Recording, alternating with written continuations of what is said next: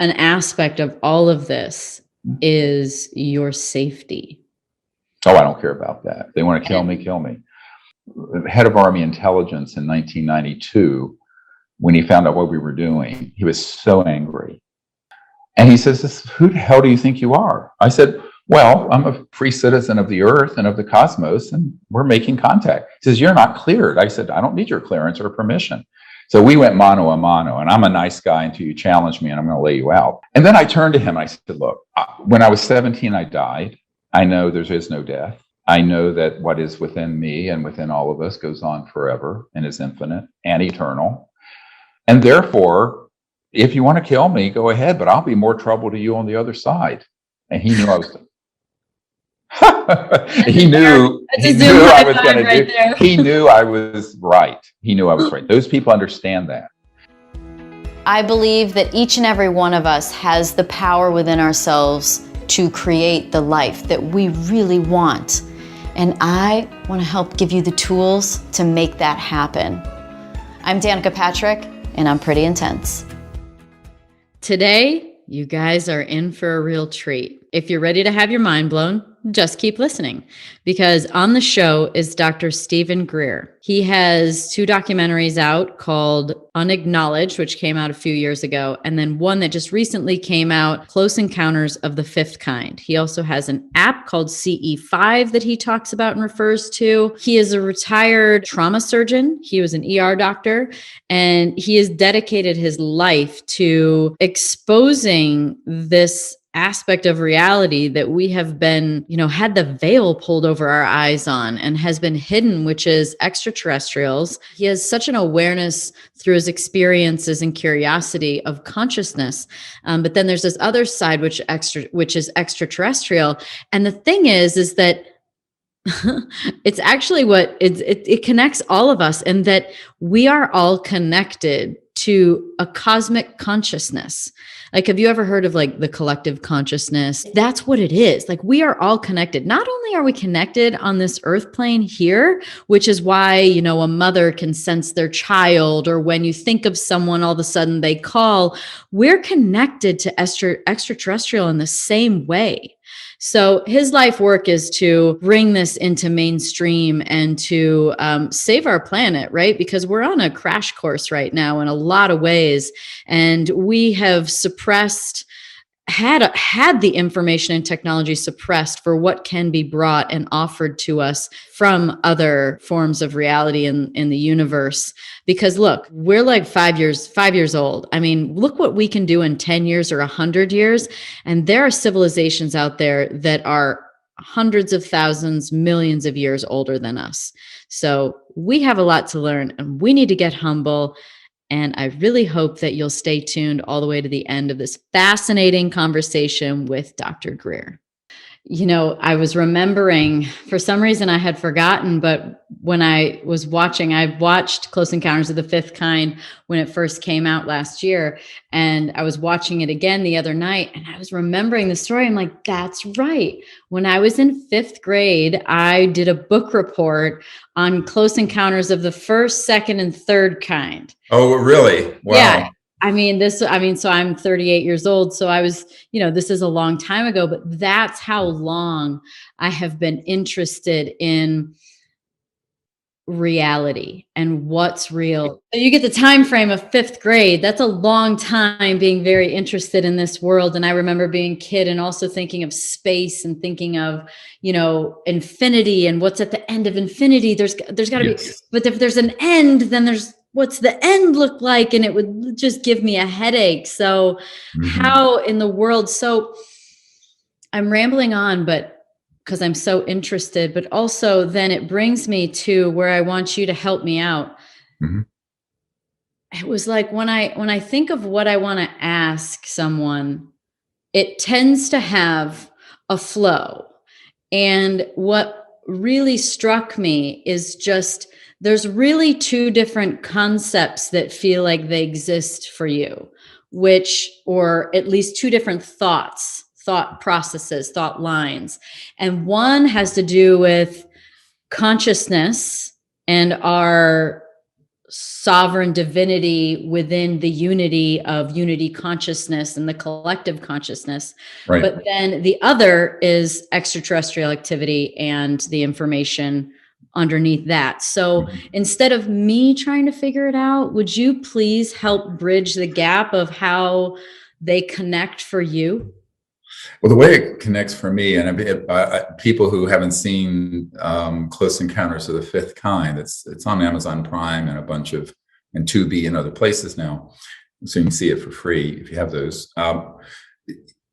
That's sort of like a summary of what happened from when I was about 8 or 9, where I had a sighting. I was very young, like yourself, got interested, but I had a daytime sighting, and with my twin sister and some people in the neighborhood, and I went, wow. And it was broad daylight, crystal clear. This would have been 1963 or 4.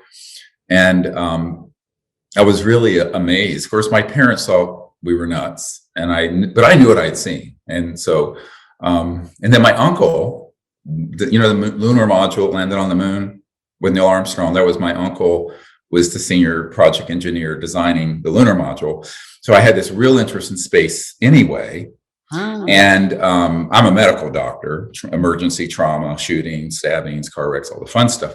But I was like, this is really interesting. And then I sort of kind of forgot about it when I became more adolescent. But I was fascinated from age 8 or 9 till maybe 12, 13. Read everything I could. And then when I was 17, I died. I was very sick and had a near-death experience. And we were raised very left-brain, scientific, reductionist, not religious, not spiritual. We just, if it didn't fit in a test tube, it didn't exist, full stop. So when I had this happen, I realized, well, my conscious being is actually infinite and goes on forever.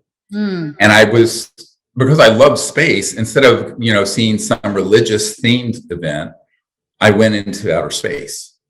That's where I was in my near-death experience. And I actually saw it, experienced it out of body, as it were. And it was a beautiful experience. I mean, I just literally went into this state of sort of cosmic consciousness. And I didn't know what that was, because I was not raised with any understanding of the soul or the spirit or consciousness or infinity. So I said, I really need to learn how to meditate. I survived, obviously, because here I am. And what I decided was that I really need to learn how to get to that state of samadhi or consciousness or higher consciousness without dropping dead, right? And so I learned meditation, and then went off to college. I was 17 when I had the near-death experience, so I'm 18 in the fall of 1973, and I'm meditating up on a mountain in the Blue Ridge Mountains. And right before sunset, that same ET craft that I had seen when I was 8 or 9 reappeared. Exactly. And it was just before sunset. I went, holy crap, this is amazing. And then it just vanished. I said, oh, well, they're gone. So I sat and meditated. And I had this amazing meditation. And it was way, an hour or two, it got dark. And at the end of it, I sort of came out of the deep meditative state and looked around, and I saw the Milky Way above my head. We were up at over 5,000 feet. I was by myself. And I sort of realized, what a beautiful universe that's been made and created that's conscious. All of it is conscious. And I saw the stars and everything as pure consciousness becoming those things. It was beautiful. And at that moment, a little ET, little compared to me, I'm 6'4" and 230 pounds, and an athlete. So he appeared right beside me and touched me on my right shoulder. And I had this amazing event that happened. And that's how we created the Close Encounters of the Fifth Kind protocol, what we call CE5 Contact. And there's an app that people can get called CE5 Contact that trains people to do the meditation and make the contact. And now I was too young at age 18. I was just turned 18 to understand why that worked. But then I became a meditation teacher back in the day. Louise Hay was a student of mine, and then subsequently Jim Carrey and Deepak Chopra, all these people got involved. But it was before I went to medical school. And I studied really scientifically meditation brainwave activity, as well as the sort of what people call metaphysical part. Mm-hmm. But what I realized was that the physics of consciousness was very well known, even back then in the early mid-70s, and that the consciousness field is actually unbounded and is embedded within every point in space and time. And there had been experiments that had proven that even back then. Now there's more experimental evidence for that, is from Dr. John at Princeton. We refer to these in the documentary, Close Encounters of the Fifth Kind. But I didn't understand that from a left brain point of view, intellectual point of view, when I had the experience, but then I discovered that. And then I understood why and how the ETs had made contact. Because those civilizations, we have these things called cell phones, and it's really rubbish, isn't it? I mean, it's like from 1844, the electromagnetic signals are 170 years old. It's rubbish. I'm so fascinated by the story, and hope you can share more on like what exactly happened and what information came through when you had that meditative experience where you had an encounter and when you were present with an ET. What else can you share? Well, one thing I learned, which was I didn't understand scientifically, we understand it now, and we touch on it in the documentary Close Encounters of the Fifth Kind, is that these civilizations, which are hundreds of thousands to millions of years more advanced than we are, have pretty much perfected what Elon Musk is trying to do with Neuralink, where he has a company trying to figure out how you can think to your computer, and it does things without wires. Now, as you know, Dr. John at Princeton had experimental electronic devices that people could think to, and they would react to the thought. And this has been very well reproduced all over the world. What these civilizations have are extremely accurate interfaces with consciousness and directed thought that pick up the thought as clearly as you and I are talking on this electromagnetic signal. So that's how that whole event happened. It was all based in consciousness and thought. Now, that sounds like something way out there, except when you start talking to people at the CIA, like Dr. Russell Targ, who's a laser physicist for Lockheed, who for 20 years was at the CIA doing consciousness studies, using consciousness to spy on the Soviet Union. So everyone thinks that this is very fringe. It isn't. It's only fringe because the mainstream media ridicules it. But in reality, everyone at a senior level of the intelligence community knows this is real. So I stumbled across it. And then I realized that these guys, these ET civilizations, have that ability. But I didn't understand how it worked. It was all kind of a mystery to me at age 18. Subsequently, though, I realized that the reason they were wanting me to understand it was, I guess they figured because I had had some kind of sighting and contact and interest in them, but I was also experiencing these higher states of consciousness, that maybe they could, develop something with me as a young man, 18-year-old guy, where I could use it to set up and educate the public about making contact. Now, that was in 1973. I didn't do anything with it for a long time because I didn't know what to do with it until 1990. And we started the CE5 contact protocols, which now, of course, we have hundreds of thousands of people around the world doing it. But it was quite a journey for me as a young boy, doing that. And as you know, last summer, Demi Lovato and her friends on her birthday had the CE5 contact app, and they were practicing it. And they had this amazing ET craft come over. They all saw, it was very exciting. And they put it on Instagram. So what I'm trying to do is have people understand that you don't have to be some kind of, a Uri Geller or mystic or CIA remote viewer to do this. Every single person who's conscious and awake can connect to that quiet state of mind and do this. Because these civilizations, if you're doing this with the right attitude, let's say, and philosophy, and you're not, afraid and all that kind of silly things, they're going to pick that up and something will happen. Not every time, but they're very interested in humans going into this sort of new understanding of the cosmos, where we realize we and the cosmos are awake, and we're all sort of part of this conscious hologram known as reality. And that's really what they want us to understand, because that's the foundation of becoming interstellar. And our civilization is at the brink of going from a tribalistic warring civilization to an interplanetary one. But to do that, you have to have some foundation in understanding what is the point where we have something in common. Well, it's not our own humanity. That's humanism, because these are not humans. It has to be something more transcendent, deeper. And that's this conscious field that's universal. This is, I call it universal consciousness or cosmic consciousness. And that they understand very well. It's not just a philosophy, it's actually an operating system. Like your computer has an operating system. This understanding of cosmic consciousness and the fact that the universe is a conscious hologram where everything's connected to each other, like in physics, in a hologram, that they understand, but they also know that we have to not only understand it intellectually, but begin to actually, walk that talk. What is our role in the universe? Why are extraterrestrial interested in us? Well, I think there's been an interest in this planet for millions of years. Okay, I don't think this is new.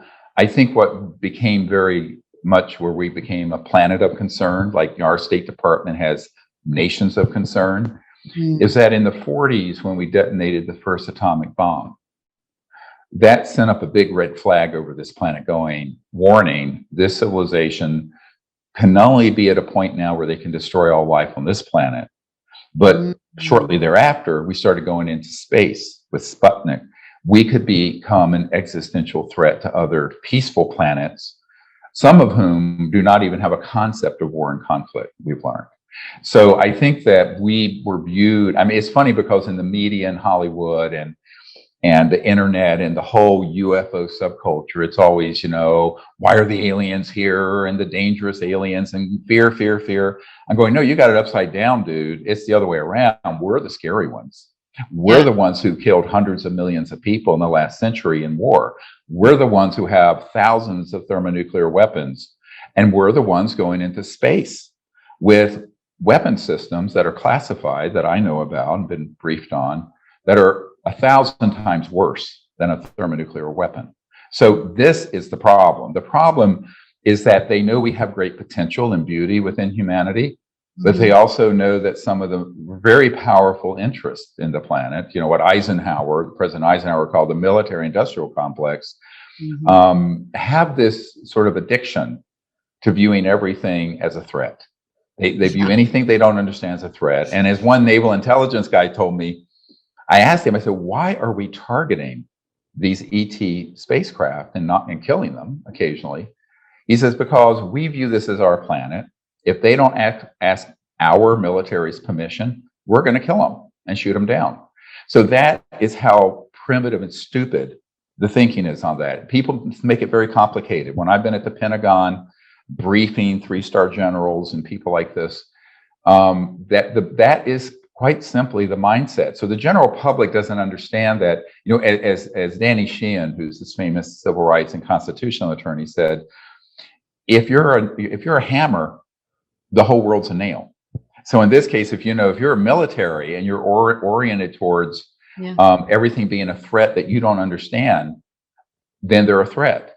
In reality, it's the other way around. The reason these you see in the media coming out through the Senate Intelligence Committee, that they're trying to posit this as a national security threat because the ETs have been seen doing surveillance over our nuclear facilities and what have you.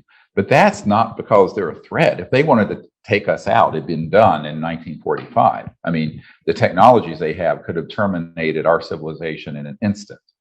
But they're not. They have a Gandhian, like Gandhi or Christ or some enlightenment. They have that level of pacifism simply because they have pulled their punches, waiting for us, we the people, to resolve this problem over the last 60 or 70 years. So that's why I left my medical career a few years ago, is to resolve this crisis that is unacknowledged.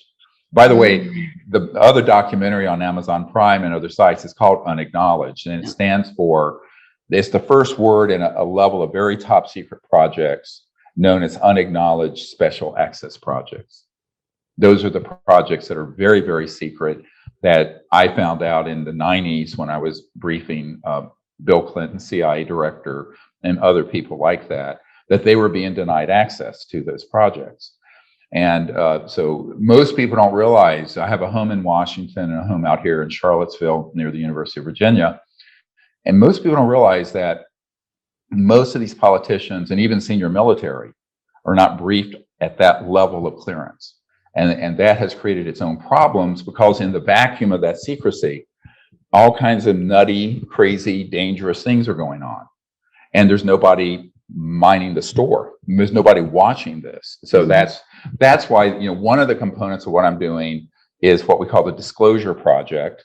This year's the 20-year anniversary of the big National Press Club event we did in May of 2001, where I had the first 22 of what is now 950 whistleblowers, military intelligence, corporate people who are giving us information, documents, what have you, come forward in front of the whole world. About 800, 900 million people saw that. But in the years since, unfortunately, it's now gone, in a good way, it's gone mainstream. This whole subject. You see it in the New York Times, CNN, Washington Post, but it's always got this narrative attached to it that it's a threat. The whole hoax of an alien threat. Why do they do that? What? I mean, there's two parts to it, which is like, why is it hidden? And why are they trying to perpetuate a fear-based association with extraterrestrial and put propaganda out there through stories or movies or whatever? Why? First off, why are they trying to promote extraterrestrial in a negative way that's a threat? Well, the main reason for that is it's money and power. So if you understand how demagogues and big governmental systems work to control the public, they do it mainly through fear. And by the way, organized religion has done this as well, this sort of demagoguery. I grew up in North Carolina in the South, in Charlotte. By the way, great NASCAR city, as you know. Oh yeah, I lived in Mooresville when I was there. Oh, you're kidding. Yeah, I've never been to a NASCAR race, because when I was young, we were too poor. And when I got older, I got too busy. You need to take me to a NASCAR race. No problem. I'll drive you there. Oh, that'd be awesome. I'd be in good hands. So yeah, I love cars, by the way. But I'm such a boy that way, but I like girls that like it too. My daughters, by the way, I really, when I found out, that you wanted to do this interview, I was so excited, because I have these 4 daughters who are very accomplished, but have had to go through a lot of glass ceilings and stuff because they're female. And being the father of 4 daughters, I go, yeah, you go, girl. Don't listen to these people who say you can't do it because you're a female. I mean, I just think all that prejudice is such rubbish, and good for you for doing what you have done. But honestly, you're doing the exact same thing in just a different arena. Yeah. While there are women in the world, and that's a dynamic, this is also a dynamic in the world that's been repressed. Yes. And so I just don't understand why. Well, look, we learned, as you know, from Wernher von Braun, who invented the rocket for Adolf Hitler. He got brought into the United States after World War II and became the foundation of our aerospace program. His spokeswoman, a woman, one of the first women in aerospace, Carol Rosin, she's now in her late 70s. She, on his deathbed, Wernher von Braun begged her to stop what they had a long-term plan to do, and that is to enrich the military-industrial complex and to accumulate power around uniting the world around, quote, an alien threat that's a hoax. And that's been a 70-year project that we're trying to divert. The other reason, which is kind of related, is that, you and I are using cars and jets and rockets, and our electricity is mostly coming from fossil fuels or gas or coal or what have you.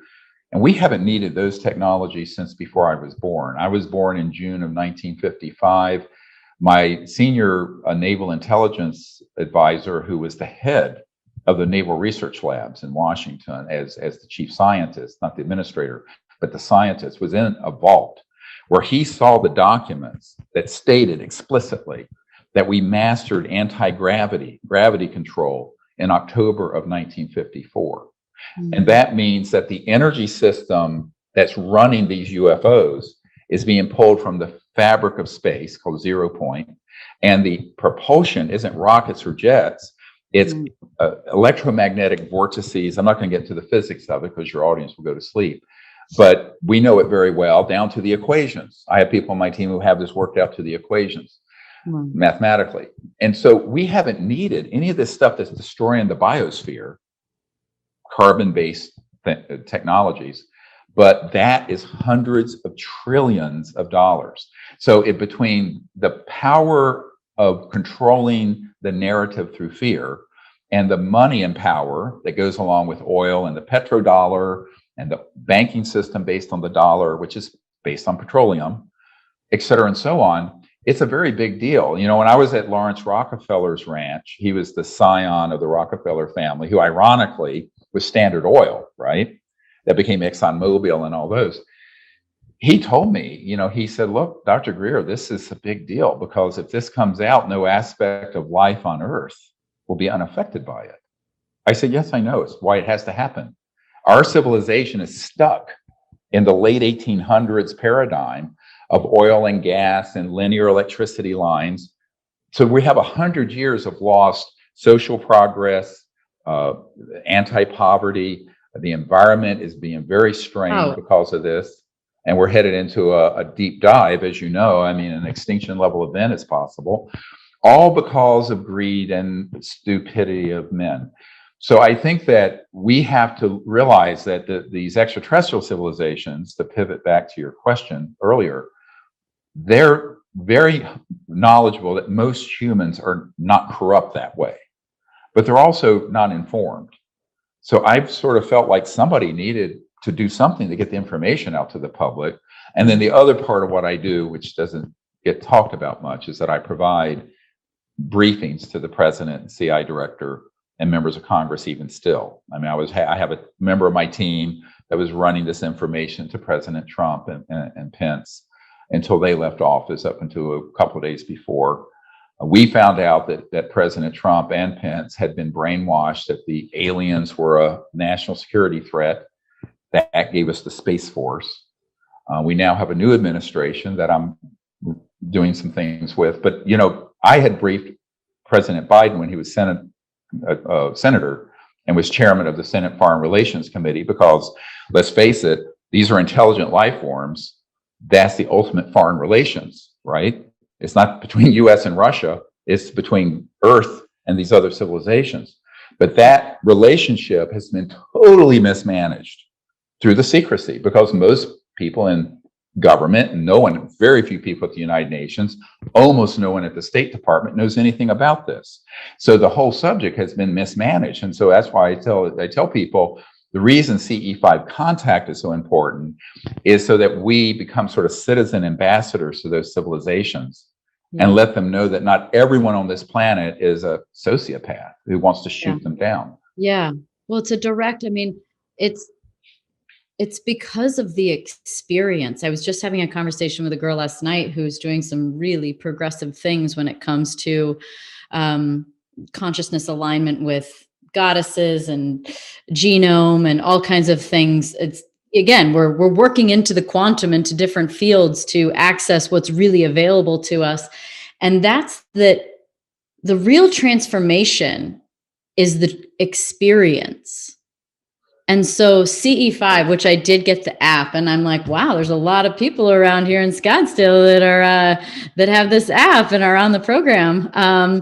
Is that it's in that direct experience that then you can start to believe for yourself. Right. What's make going a difference on for the world too. Yeah. Well, what I've always been curious about too, and maybe I would imagine you have some insight, is that I'm curious if some of the activity that we've seen in the sky sometimes is actually us recreating from a craft that's crashed, and we harvest the information from that and reverse engineer it for our own. Is sometimes what we see in the sky us trying things out? Oh, yes, absolutely. Remember what I just said. Since October 1954, the technologies were figured out of how to move and create objects that look like a UFO or an ET craft. And so one of the things we want to do between now and June, when the Director of National Intelligence has been ordered to issue a report on this, is to do an expose of not only this agenda of falsely portraying the ETs as a threat for greedy purposes, but also to show what my researchers have. We have 200,000 pages of documents and blueprints and models, 3D models of man-made UFOs that have come out of the Lockheed Skunk Works, my uncle's company, Northrop Grumman, Boeing, and other classified contractors with the US government in these unacknowledged special access projects, ones that are deep black, super black. And so, yes, what you're saying is a very important point. And that is, when you see something, you have to ask the question, is it ours and it's classified and they want you to think it's ET, or is it extraterrestrial? Now, that's a deeper discussion on what the distinctive qualities of that are. But I know people, I've personally, because for 30 years, I've led a research team that's gone all over the world to make contact.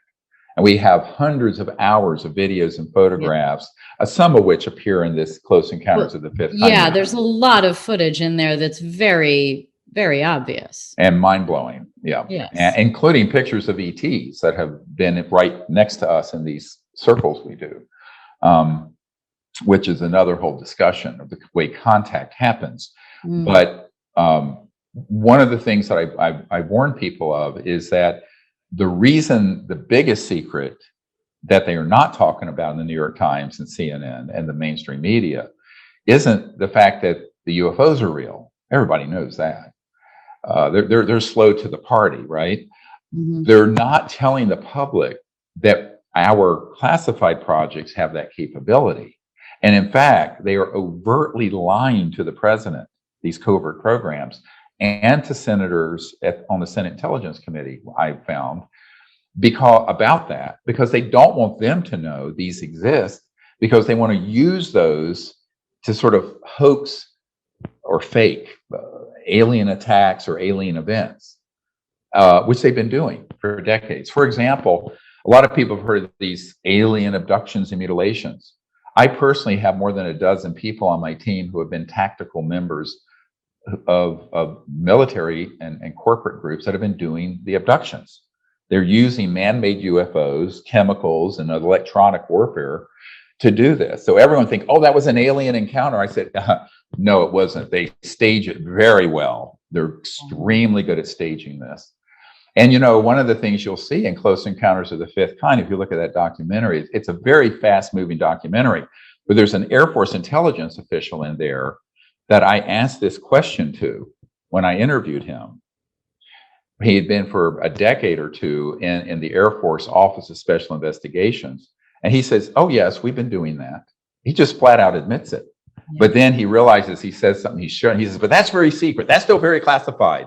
And he backs out of it. The whole interview is fascinating. But we just have a little clip in this documentary. So you can imagine in the 90s, early 90s, when I had people who were in these tactical teams who were engaged in that kind of deception, I went, oh boy, this is what's going on. So a lot of people say, kind of false flags, kind of hoax. When is that going to happen? I said, it started in the 50s. So whatever people Google, if you Google this subject, about 90+% of it, frankly, I'm a big skeptic, is nonsense that's been embedded in the pop culture because it scares people. And if it scares people, that is what they want. They want to brainwash the population through fear prior to what's happening this year. And that's why I'm about to do an expose. We may, between now and June, I'm trying to put some cosmonauts together and people from other countries in the US, as well as Carol Rosin, who worked with Werner von Braun, and do another event where we get this out to the public so they're not, it's like the Who after Vietnam War. We won't be fooled again, that song. We were fooled again. Guess what? The Iraq War was all based on false intelligence that was hoaxed that Dick Cheney and his people got to Colin Powell. Colin Powell was a victim. He goes to the United Nations, presents all this. Afterwards, he admitted that he was played like a fiddle by these intelligence folks, and that Saddam Hussein didn't have any of those weapons. But 1 million dead people later, and $2 trillion later, and a horrible war that's busted up the Middle East and Syria later. So that is what they're planning to do on the UFO and ET subject that we have to avert. We have to stop it. It's a house of cards, because that's what's happening, is that as we start to realize if they've lied about one thing, what else are they lying about? So if they're doing false flags as UFOs or extraterrestrial interaction, that's a false flag, and that's a lie. What else have they done that is in that same vein? And so it's in this time that we are bursting the bubble on all this stiff stuff. And what I cannot for the life of me figure out is how, I mean, look, it is dissolving. The veil is getting thinner between reality and the movie they've been playing for us. Right. The Truman Show. The Truman Show. Oh my God. I was watching the Truman Show a few weeks back, and I was like, I'm watching a documentary called The Truman Show. And then I watched The Matrix, which is also another documentary. But I just don't get how they can keep it hidden. Well, they hide it in plain sight. Back in the early 90s, after I briefed the CIA director, I had a guy who was on the committee dealing with the secrecy that had been lying to President Clinton. And he said, look, we just hide this in plain sight. We put this out there in a way that the public is aware of it. I mean, I think after pornography, the number one search thing on the internet are UFOs. But the problem is that they attach the false narrative to it. So it's sort of like the way counterintelligence works and false information works.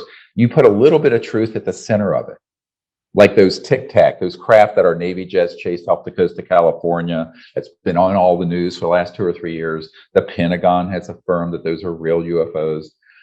But they attach in every article this statement that it's a national security threat. So they're now gone from pop culture and movies and Hollywood and the UFO subculture, sort of fringe, to the mainstream media. And now from the Director of National Intelligence, due in June, is this report that was ordered in the COVID bill signed on December 27th. They have 180 days to get that out. So I'm trying to get more of this information out, including showing the models and the aircraft that were developed through my uncle's company and Lockheed Skunk Works back in the 50s, 60s, 70s. And they continue to be developed that have been kind of hoaxing events. So that's really, really important. And in the meanwhile, what the average person can do is form a little CE5 contact team. One of the interesting things about this app we just released is that it has a networking feature. So you can see who's around you, like in Scottsdale or LA or London or whatever. And you can kind of, it's kind of like a dating app for Cosmos, but where you can meet other people and do these protocols. So you're not by yourself. And even you can do it remotely through Zoom and things. But we're having people all over the world have amazing contact experiences. We had a truck driver from Croatia who wrote into the website. My wife monitors it, the website. We don't have any staff, by the way. Don't get grandiose. My wife and I have a little corner of our living room and volunteers. We have no offices, no staff, everything. We crowdfunded these documentaries through donations. Nobody's ever helped us. We just put the information out. It's just a labor of love. But she'll get these emails from people. And there was this truck driver in Croatia who pulled over late at night in the mountains, and he had the app, the CE5 contact app, and was doing the techniques and the meditation. Suddenly this ET craft pops right beside his truck on the left and comes and floats over the front of it and then vanishes, sort of letting him know, we got your signal and we're here. There's just an acknowledgement. And this was a truck driver. I mean, it wasn't like it was like Guru Swami Shivananda or something. This is like a dude driving a truck, all right, through the mountains. So I tell people that this capability that we have within us, the light of consciousness, is the birthright of every single human, but it's Well, also yeah. the birthright and present in every ET, because they're conscious and sentient. And since they have technologies that we haven't yet developed, at least not in the covert world, I mean, not in the overt world, you know, they exist in classified projects that interface with consciousness and thought. That's why these protocols work as sort of far out as it sounds. It sounds really far out until you take a few hours and do a deep dive into the science behind what has been already done at Princeton and other universities about consciousness, and the fact that the conscious field is sort of everywhere, omnipresent, and can be interfaced with by humans and can be measured. So those are early studies, but it just means that we're really onto a whole new science here dealing with consciousness, and in its application, sort of deep spirituality, not necessarily organized religion, but spirituality on a deep level. And where physics and spirituality come together. It's really quite amazing. Yeah, it is. And I agree. Who is really controlling this narrative? Because it seems like when you dive into enough of this stuff, you start to understand that, like, there's a lot of levels above what we think's in charge. And so it feels like whoever is in control at the tippy top is the place to go, because clearly it's not happening at the level we're at. There's a committee. I know a number of the members of it. Called it's had various names over the years. Back in the 40s, 50s, it was called MJ12, Majority 12, a group of men that were in charge of this issue. It's one of the names. It's in the 90s. I have a document that was given to me that's classified that I published. There's a book called Unacknowledged that has this document in it. Called MAGIC, MAJIC. What it stands for is the Majority Intelligence Committee, and it's a group of people who deal with this, but they're sort of permanently in the system and have activities that are above what are usually told to a president or a senator or a member of the Congress.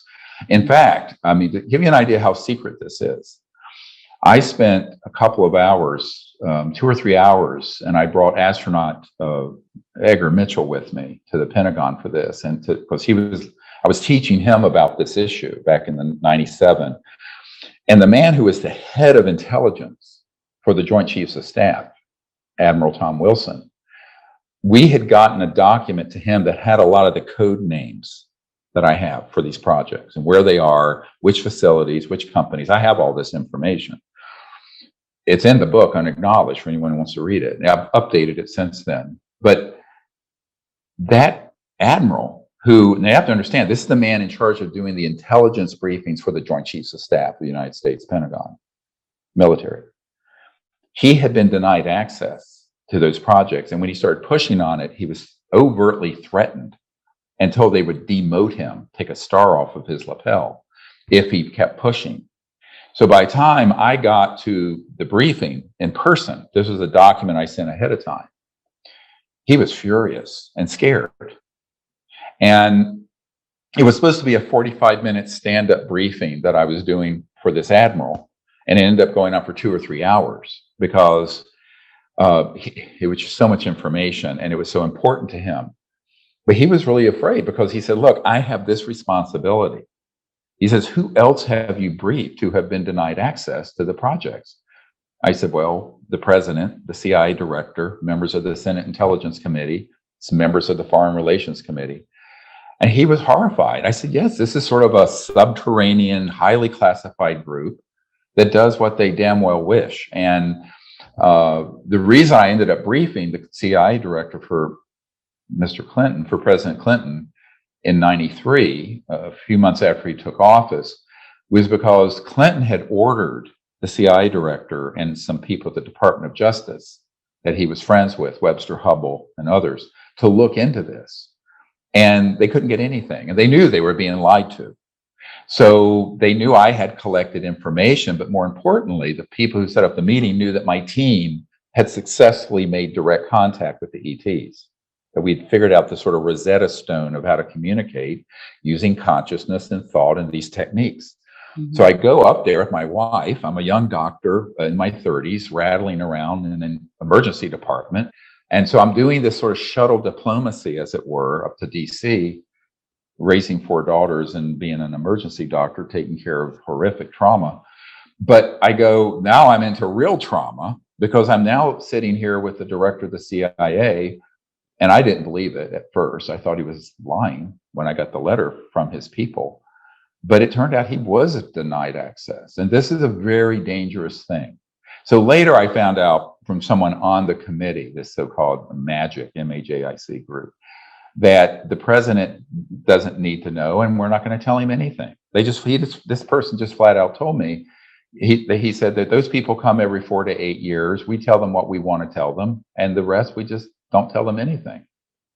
So this was something that I realized at that point, that we're dealing with an unconstitutional criminal enterprise. And that's when I went through the looking glass. That's when it got really rough. And of course, this is a 30-year journey. I'm giving you a really quick kind of cliff notes for, but it was scary, frankly. I mean, I don't know if you can imagine being younger than you are, being responsible for briefing the CIA director and find out, gee, we don't know anything because this group is lying to us. So that sort of upended my whole worldview of politics, government, civics, all that. Well, definitely an aspect of all of this is your safety.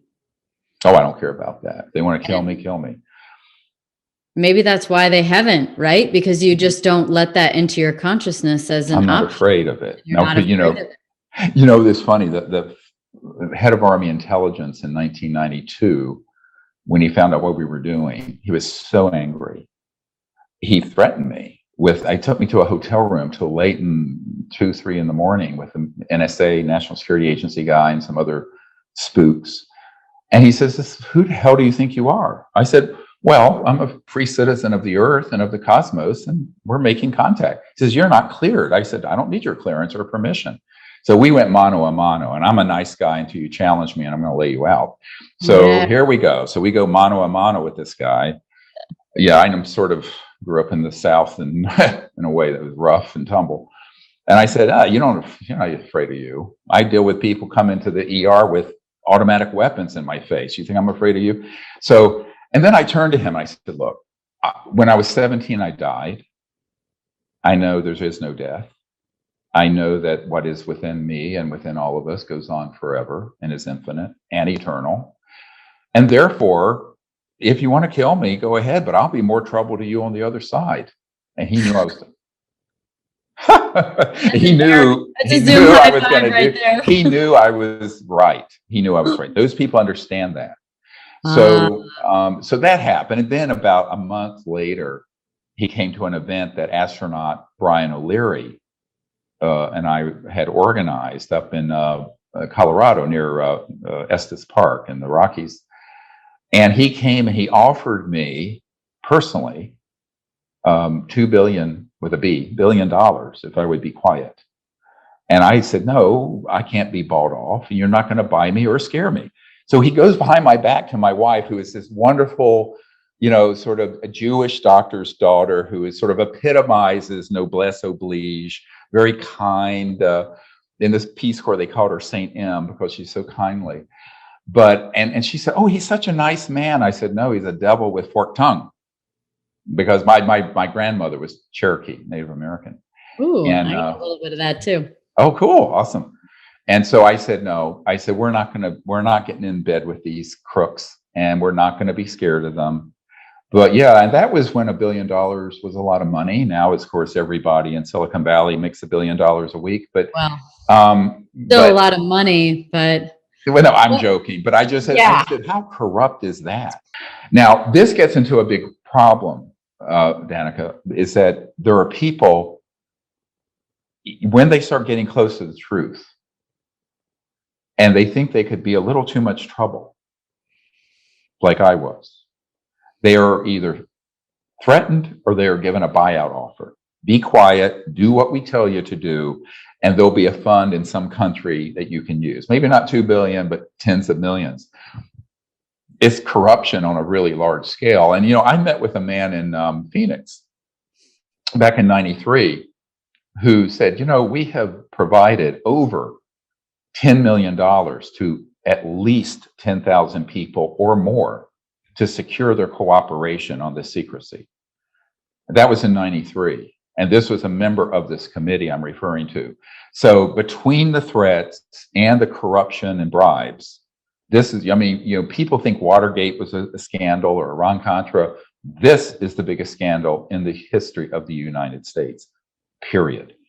And that's why I'm the most hated person in Washington and the most hated person in the mainstream media, because as you know from seeing Close Encounters of the Fifth Kind, Danny Sheehan, who represented the New York Times against the Pentagon and during the Pentagon Papers, the Vietnam War, he saw a document that listed 42 editors and senior people on media around the world that were on the payroll of the CIA, but had cover working as an editor here and there. So this is another reason why social media platforms and shows like yourself are so important, because I am completely blacklisted from most of those outlets, because I'm not going to just say, gee, this is a UAP, a stupid fake term. We don't know what it is. We don't know where they come from, and cover up the fact that our classified aerospace programs, that my uncle worked for Northrop Grumman, the biggest ones, one of the biggest, that we have these technologies that would save the world's environment. You talk about the ultimate Green New Deal. It's bringing these technologies out. You don't need a windmill or solar farm. If something that is 2 feet by 2 feet would run your entire building with no energy cost day and night without the sun. Well, I mean, there's of course the whole Nikola Tesla thing, and exactly.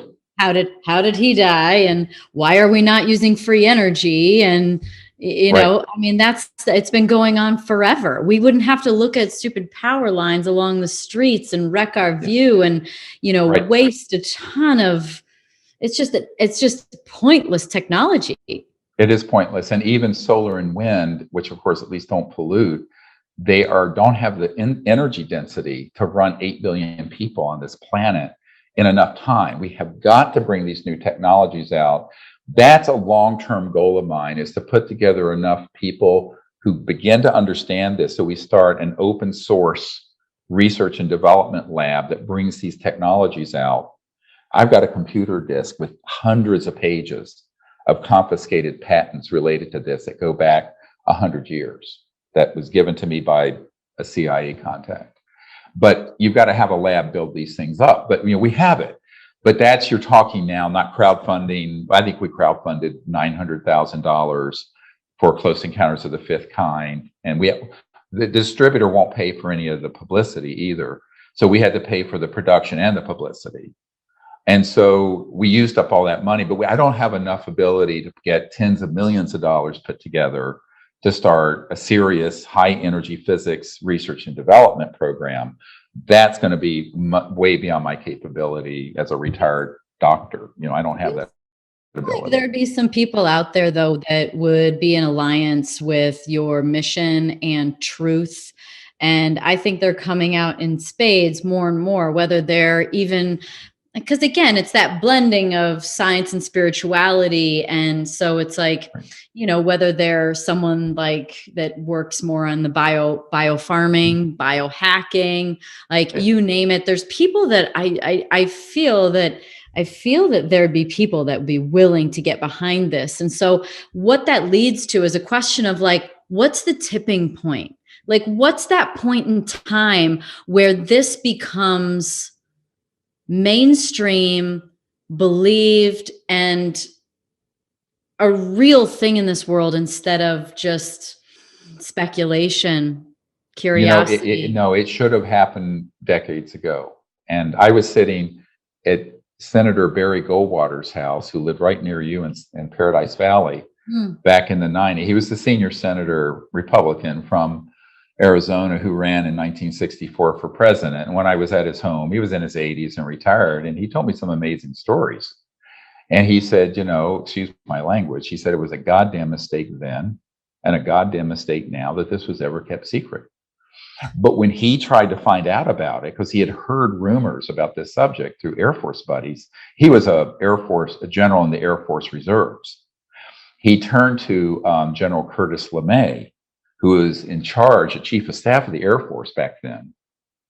And he said, Curtis, I'd like to be shown the Blue Room at Wright-Patterson Air Force Base, where the early ET materials that we captured were being stored.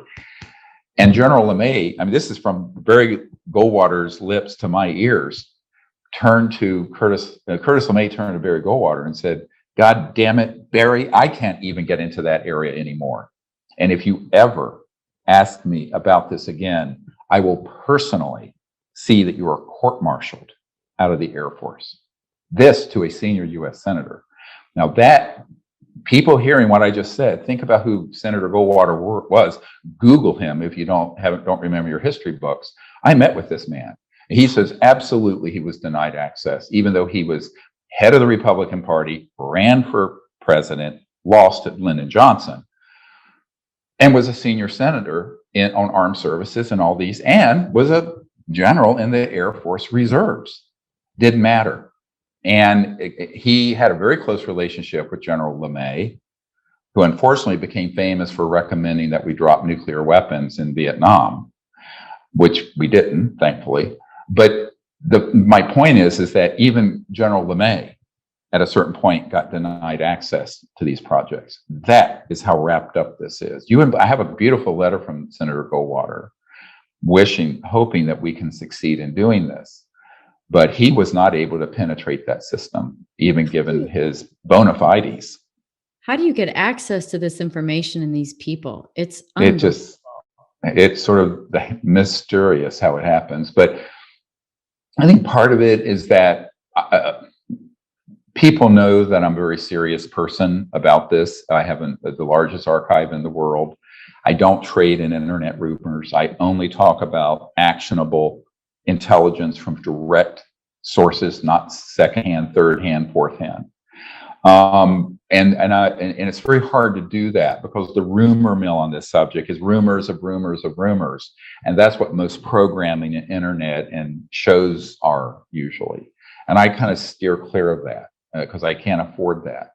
Mm-hmm. And that's why, I've been invited to meet with a lot of world leaders and ministers of defense and people. And then the military and intelligence and corporate people who are in these classified projects continue every week or two. There's a new one who reaches out to me.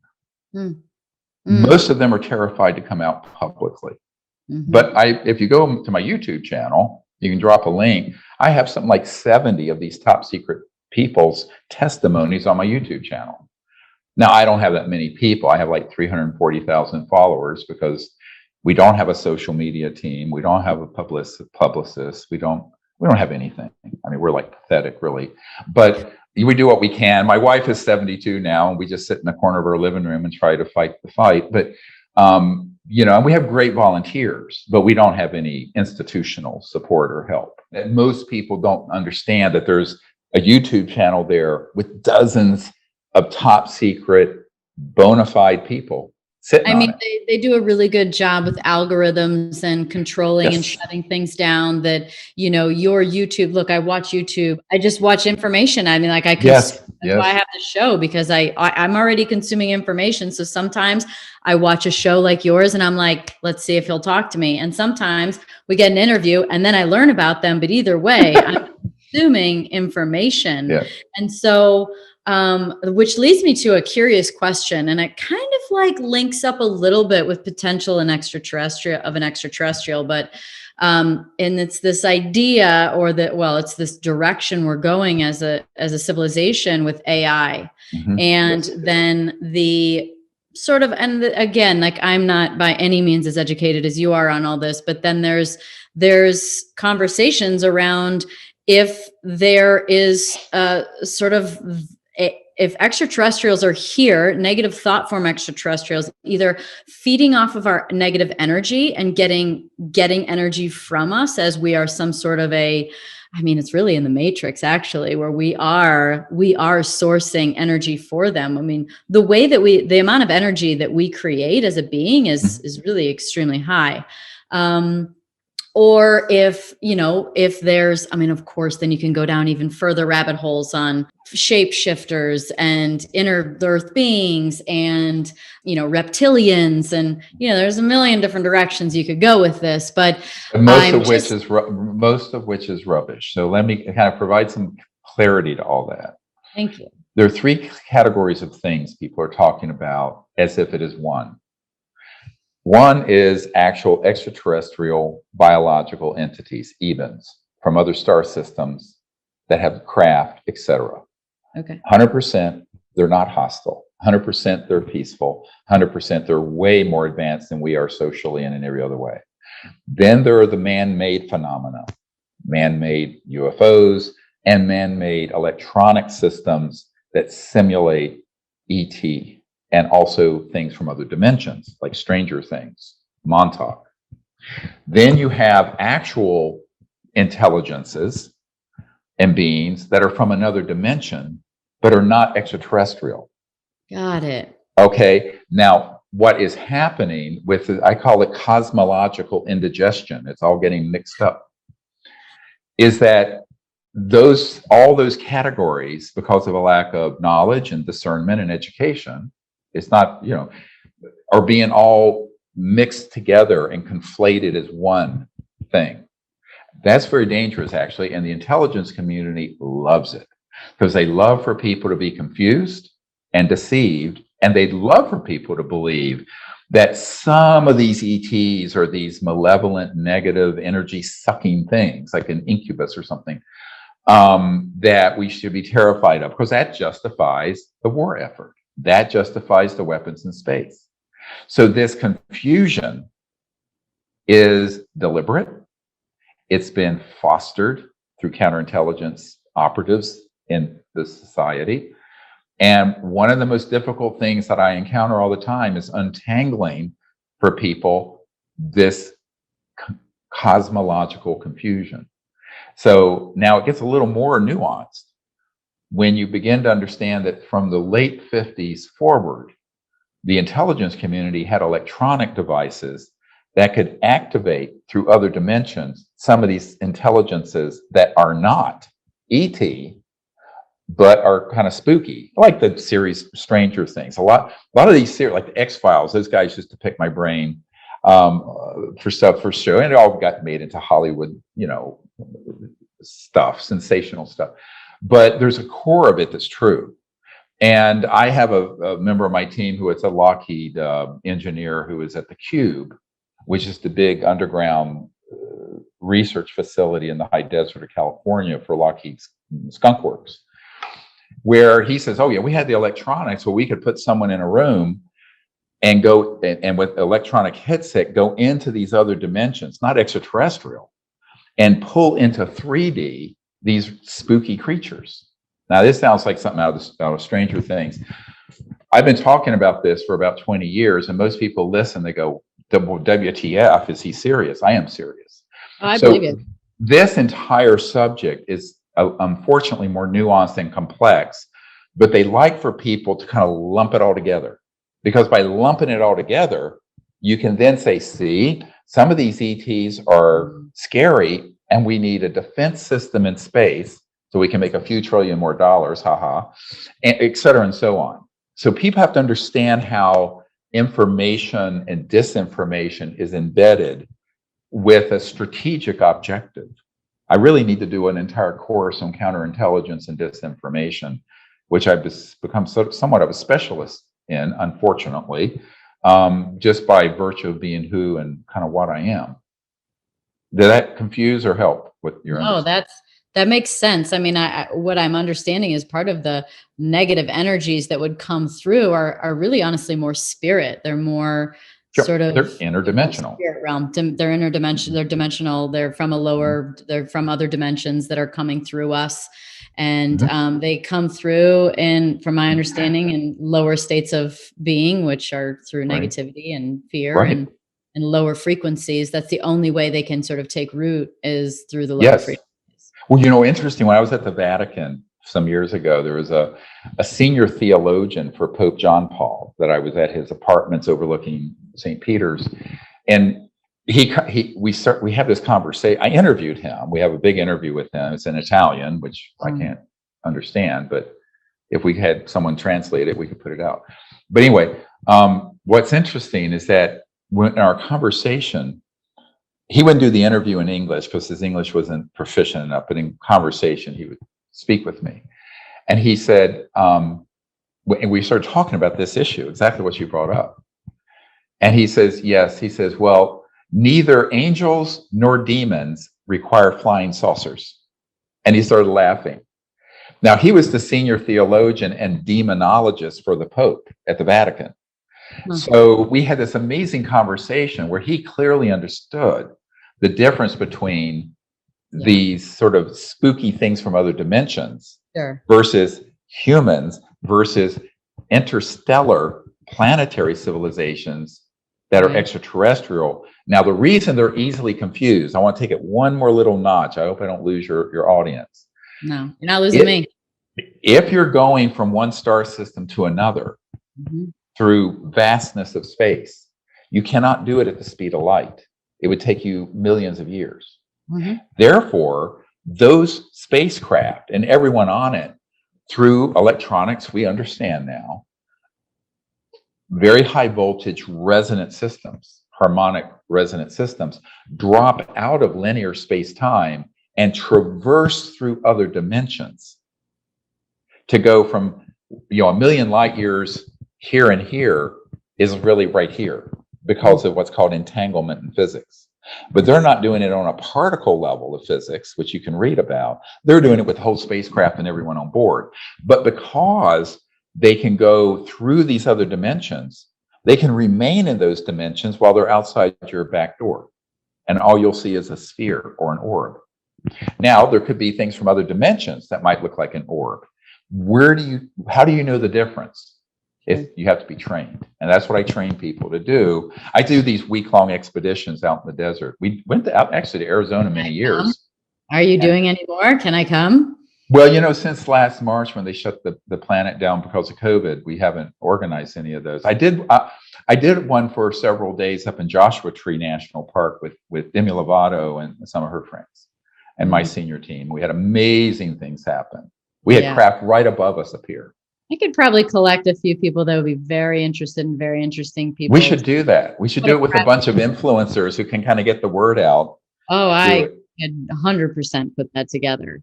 Oh, that'd be great. We should do that. It'd be so much fun because there are beautiful places to do it once it warms up a bit. You have to be careful at night. One time we were at Joshua Tree and it was like 18 degrees at night. We had no idea. And people were freezing because you're out there for like 6 hours at night. Oh yeah. Well, that's okay. I think that we could figure out how to stay warm. Plus, actually, I just did an interview for wine. So it's like sitting here. So I'd be like, I could bring some of that, Yeah, that's right. There you go. No, we find ways. I call it after we do our formal project at the end, we do a bebidas and conviviality and have a little party at the end. That's fun. Demi thought it was hilarious because I'm a bit of a wild man party animal. Are you? Oh, very. In extremis, yeah. You do what I do. You got to cut loose. 100%. Life is about balance. It's absolutely about balance. What's your hope? In your lifetime, what are you hoping to accomplish? Because I want to help. I totally believe in this stuff too. And, I have more examples of the consciousness side of things and connecting energetically, entanglement wise, through consciousness to my higher self, but other beings as well, and having communication and getting information. And so they all thread into the same sort of thing. And absolutely. I've been meeting some really fascinating people and, we basically are okay, so we are ancient friends and we come from this star system. And, but I just think that if we're going to take the next step as a civilization, we can't try and fix or change what's going on with the old world. We just have to make a new one. Correct. And as Einstein said, no problem was ever solved from the level of consciousness that created it.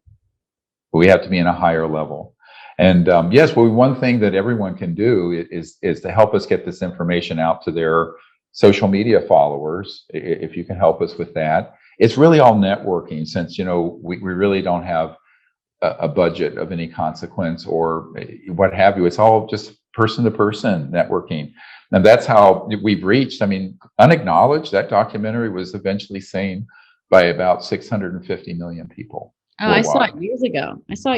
Yeah. And so that's how we're doing this, just little by little, to the extent we have, but people who can get the word out. And I'm going to start a 10-part, they're short 30-minute shows on a sort of a consciousness-based TV network called Gaia TV. I'm going to start my own program starting in, it should come out this summer, I think. And you should interview me. You should be the host that interviews me. I'd love to. It would be so cool. Yeah, it's right there in Boulder. Anyway, I was just talking to the producer last night about this. So, and that'll be great, because we'll be over 10 30-minute segments. We'll be able to go pretty deeply in a way that will reach, a fair number of people that way. And so that's what I'm just trying to look for, how do I get this information out in a way that's increasingly deep, because it's one thing to say, well, the UFOs are real, but we don't know what they are. It's another thing to say, well, once you find out what they are, and there are multiple sources, man-made and ET, what are you going to do now? What are we going to do when we grow up? Well, we need to make contact with them. But since the government's so dysfunctional, I'm just down the road from Thomas Jefferson's house, Monticello, and I go, well, it's we the people, right? So I believe in that. We are the power. I believe in people power. We are the power. Yes. One person cannot change everything. It's the collective. Right. We are the power. We just don't really realize it, or some of us do. Yeah, no, I think people increasingly are awakening to that.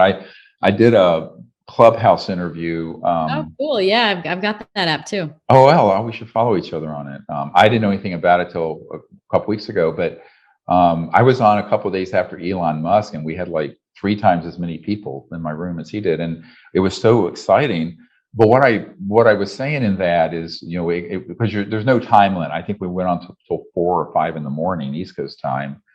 And it was kind of crazy, but it was that many people, maybe 8,000 people. But what I shared was that, and I'm dating myself here, but when I was in high school in North Carolina, in Charlotte, I had an African-American girlfriend, and which not cool in 1972 and 73. This will get you killed.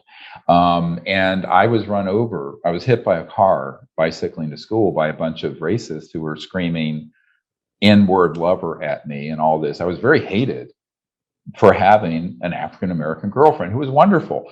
But, and I tell people, what is this constant evolution in humanity to go beyond our divisions and our tribalism, whether it be homophobia, misogyny, prejudice against one ethnic or religious group, or anti-Semitism or racism.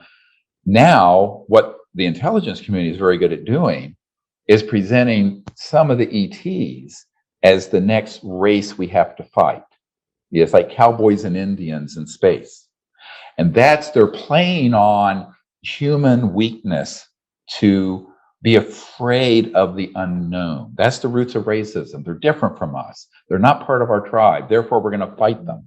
And this is a deep discussion we're getting into here, where in order to transcend that, to go beyond that, we have to go into an understanding of what is the color of conscious spirit. Right. It's not black, it's not white, it's not gay, it's not straight, it's not this, it's not that, it's not human, it's not ET, it's universal. Yeah. And see, that is at its root the solution to this endless balkanization and division that sets one group against another and another group against another. This will go on forever. It's been going on for thousands of years on this planet, but it can't go on much longer when you start then expanding that racist paradigm to an interstellar one. Because now you're talking about War of the Worlds, right? You're talking about World War III. So that's what we have to awaken to. And in a way, this sounds very philosophical, but it's actually very practical. We have to have a paradigm commensurate with the time we live in. And we're living in an interstellar moment, even if it's unacknowledged. And so we have to develop a paradigm that goes beyond just our own human concepts. Sure. And so, we've got to go beyond just the concepts of one group of humanity oppressing another.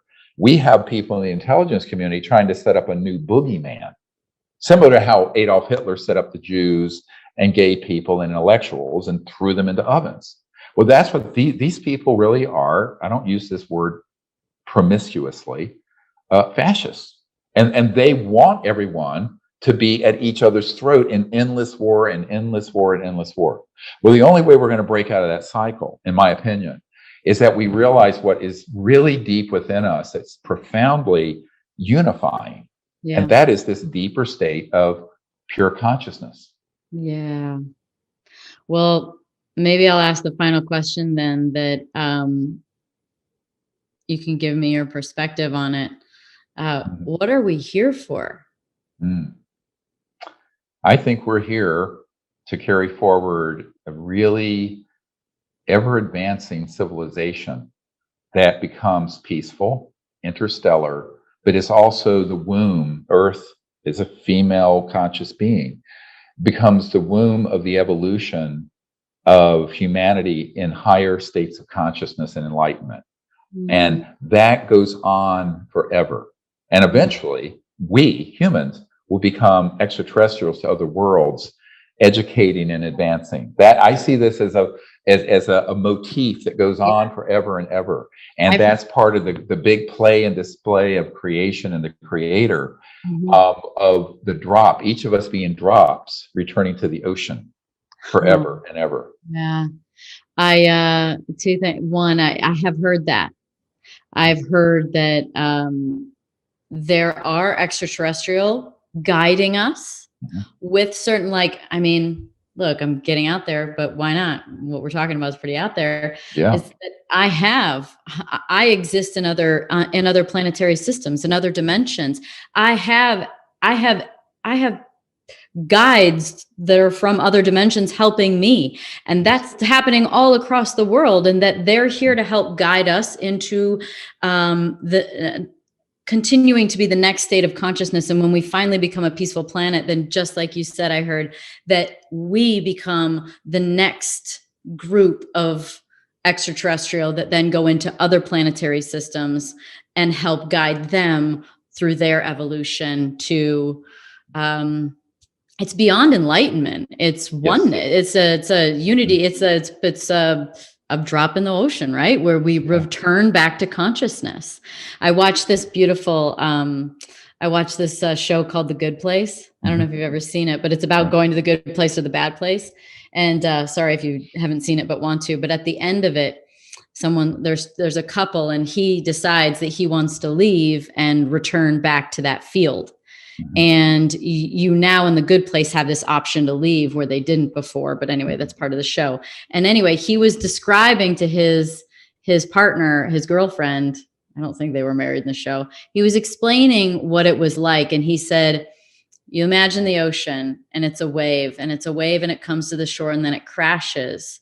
And then it just returns to the ocean. It's still, the wave was there. It just looks different now, and it's part of the ocean. So it never leaves. And I thought that was just such like a really beautiful way of thinking about our existence as humans. Yes. And we are. That's what we really are. And we can choose to view, and we can connect only as that ripple or wave, our individuality, or we can also simultaneously be aware of the ocean that we actually are part of. And that's what this expanded state of consciousness and meditative state delivers you to. That's what I experienced when I died. That's what I experienced when I go into deep meditation. And it's, I still do it. I train people in these meditation techniques. And part of people don't realize when they go on one of these CE5 contact expeditions, everyone thinks they're going out there to watch and see a UFO. I said, well, that happens. We connect with those after we've done this other work where we understand how to become the ocean and operate as ourself individually. At the same time, we're aware of the ocean. It's simultaneous. And that's cosmic consciousness. So that's what, when I was 17, 18, experienced and got introduced to. And it became your life's work. It's beautiful work. Yeah. And it became your life's work. Thank you so much for your transparency and your honesty. And I know that you don't care because you've gone through things, but look, your bravery. I mean, these are things that most people just decide to take the 2 billion, or they decide, you know what, my safety is more important than this. I'll just, we'll just wait until the next life maybe, or these are probably people that don't think they have a next life. And, I really appreciate it. And your work is changing the world. Thanks everybody for listening to the Pretty Intense podcast today. I hope you enjoyed it. If you like what you heard today and you want to hear more, please click on the subscribe button.